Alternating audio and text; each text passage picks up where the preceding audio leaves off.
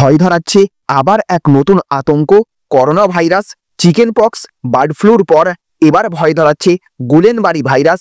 দ্রুত গতিতে মাথাচাড়া দিতে শুরু করেছে এই বিরাট ভয়ঙ্কর রোগ। ইতিমধ্যেই বহুজনের মৃত্যু পর্যন্ত হয়ে গেছে এই রোগে আক্রান্ত হয়ে। আর এই সংক্রমণ নিয়ে এবার তড়িঘড়ি সতর্ক করল সরকার এবং বিজ্ঞানীরা। এখনই আপনি সাবধান হয়ে যান।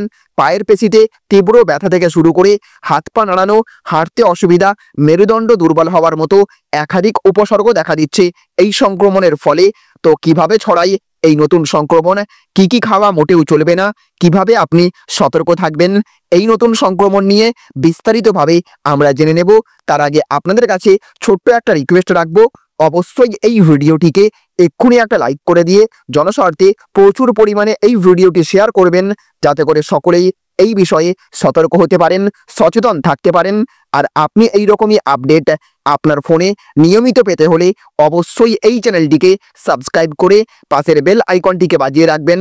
ভিডিওটি যদি আপনি ফেসবুক থেকে দেখে থাকেন তাহলে অবশ্যই পেজটিকে ফলো করবেন। আর আপনি এই মুহূর্তে ভিডিওটি কোন জায়গা থেকে দেখছেন অবশ্যই কমেন্ট বক্সে লিখে জানিয়ে দেবেন। তো দেখুন, এখানে বলা হয়েছে গুলেনবাড়ি কিভাবে আক্রমণ করে স্নায়ুকে, অসুখটি কি ছোঁয়াচে, জানুন লক্ষণ, প্রতিরোধ, চিকিৎসা। তো মহারাষ্ট্রে হু করে ছড়িয়ে পড়ছে গুলেনবাড়ি সিনড্রোম।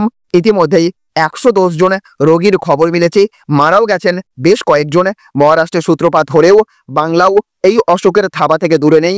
মৃত্যুও হয়েছে এক শিশু, এক কিশোর এবং এক প্রৌঢ়ের। সব মিলিয়ে এই নতুন বিরল অসুখ বেশ বড় উদ্বেগের কারণ হয়ে উঠেছে গত কয়েকদিনে। কোনো ব্যাকটেরিয়া বা ভাইরাসের সংক্রমণের পরে শরীরের রোগ প্রতিরোধ ব্যবস্থা সংক্রমণের বিরুদ্ধে লড়াই করার পরিবর্তে ভুল করে শরীরের ভিতরের স্নায়ুগুলোকে আক্রমণ করে। এর মূল কারণ হলো ক্যাম্পাইলোব্যাক্টার নামক একটি জীবাণু, যা দূষিত খাবার এবং পানীয়র মাধ্যমে শরীরে প্রবেশ করে। প্রাথমিকভাবে ডায়রিয়া হয়, তারপরেই গুলেনবাড়ি। চিকিৎসকরা জানান, গুলেনবাড়ির রোগীরা প্রথমে হাতে পায়ে দুর্বলতা অনুভব করে, পরে তা ধীরে ধীরে সারা শরীরে এবং শ্বাস প্রশ্বাসের পেশিগুলোতেও ছড়িয়ে পড়ে, ফলে শ্বাস নিতে কষ্ট হয়। এটাই গুলেনবাড়ির সবচেয়ে বিপজ্জনক দিক। শ্বাস প্রশ্বাসের পেশিগুলো ধীরে ধীরে দুর্বল হয়ে পড়তে পড়তে যখন ডায়াফ্রেমও দুর্বল হয়ে পড়ে, তখন রোগী ঠিকমতো শ্বাস নিতে পারে না। ফুসফুস থেকে কফ বের করতেও কষ্ট হয়, যা নিউমোনিয়ার ঝুঁকি বাড়ায়। স্বাভাবিকভাবে রোগ প্রতিরোধ ব্যবস্থা আমাদের বিভিন্ন রোগের বিরুদ্ধে সুরক্ষা দেয়, কিন্তু জিবিএসে এটি উল্টো নিজের স্নায়ুতন্ত্রকেই ক্ষতিগ্রস্ত করে। এ কারণে একাধিক স্নায়ু আক্রান্ত হয়। তাই রোগটি অ্যাকিউট ইনফ্ল্যামেটরি ডিমাইলিনেটিং পলিনিউমারিটি নামেও পরিচিত। দিল্লির বিশিষ্ট নিউরোসার্জন ডাক্তার সঞ্জীব কুমার ঝা জানিয়েছেন, এই আকস্মিক স্নায়ু রোগ হঠাৎ করেই শরীরে আঘাত হানে এবং স্নায়ুগুলো ফুলে যায়। ডাক্তারবাবু ব্যাখ্যা করেছেন, আমাদের শরীরে স্নায়ুগুলির উপরে মাইলিন সিড নামে একটি সুরক্ষা স্তর থাকে, যা স্নায়ুগুলোর স্বাভাবিক কার্যকারিতার জন্য অত্যন্ত গুরুত্বপূর্ণ। গুলেনবাড়ির ক্ষেত্রে শরীরের রোগ প্রতিরোধ ব্যবস্থা ভুল করে এই মাইলিন সিডকেই আক্রমণ করে, যার ফলে ডিমাইলিনেশন অর্থাৎ মাইলিনের ক্ষয় শুরু হয়। এমআরআই এবং নার্ভ কন্ডাকশন ভেলোসিটি টেস্ট করার পরে তবেই ধরা পড়ে এই অসুখ। গুলেনবাড়ির প্রাথমিক লক্ষণগুলি হলো পায়ের পেশিতে দুর্বলতা, অসাড় ভাব, এই অনুভূতি বাড়তে বাড়তে হাঁটতে অসুবিধা হয়, হাত পা নাড়াতে সমস্যা হয়। পরবর্তী ধাপে গুরুতর লক্ষণগুলি হলো মেরুদণ্ড দুর্বল হয়ে পড়া, মুখবয়ব পক্ষাঘাতগ্রস্ত হয়ে যাওয়া, বুকে ব্যথা, শ্বাসকষ্ট, কথা বলতে এবং খেতে অসুবিধা, দৃষ্টিশক্তির সমস্যা, শরীরে ভারসাম্য হারানো ইত্যাদি। তবে গুলেনবাড়ি দ্রুত ছড়িয়ে পড়লেও 80% রোগী 1 সপ্তাহের মধ্যে স্থিতিশীল হয়ে যান। তবে 20% রোগীকে ভেন্টিলেটরে রাখা প্রয়োজন হয়।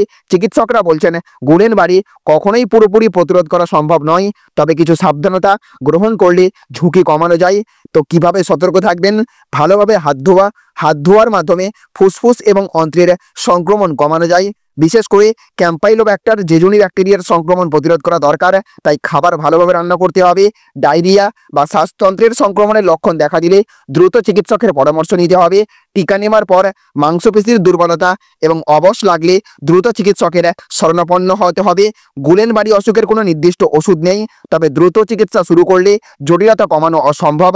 অসুখ যদি গুরুতর পর্যায়ে পৌঁছায় তাহলে যে পদ্ধতিতে চিকিৎসা হয়ে থাকে তার মধ্যে অন্যতম হচ্ছে প্লাজমোফেরেসিস, গুলেনবারি সৃষ্টি করা অ্যান্টিবডি রক্ত থেকে সরানো হয়। আইভিআইজি থেরাপি, রোগ প্রতিরোধ ব্যবস্থা স্বাভাবিক করতে এই বিশেষ প্রোটিন দেওয়া হয়। তারপর ভেন্টিলেটর সাপোর্ট, যদি রোগী শ্বাস নিতে না পারে তবে কৃত্রিম শ্বাসযন্ত্র ব্যবহার করা হয়। তারপরে ফিজিওথেরাপি, পেশির কার্যকারিতা পুনরুদ্ধারে নিয়মিত ব্যায়াম এবং থেরাপির প্রয়োজন।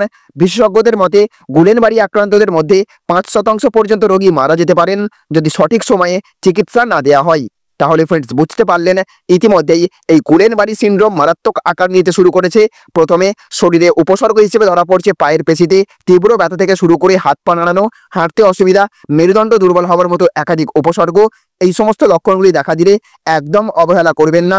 এই রোগ থেকে বাঁচতে ঘন ঘন হাত ধোয়া, বাইরের খাবার খাওয়া থেকে বিরত থাকা, খাবারের ব্যাকটেরিয়া সম্পূর্ণরূপে মেরে ফেলতে খাবার ভালোভাবে ধুয়ে তারপর রান্না করা, বিভিন্ন বিষয়ে সতর্ক থাকতে হবে।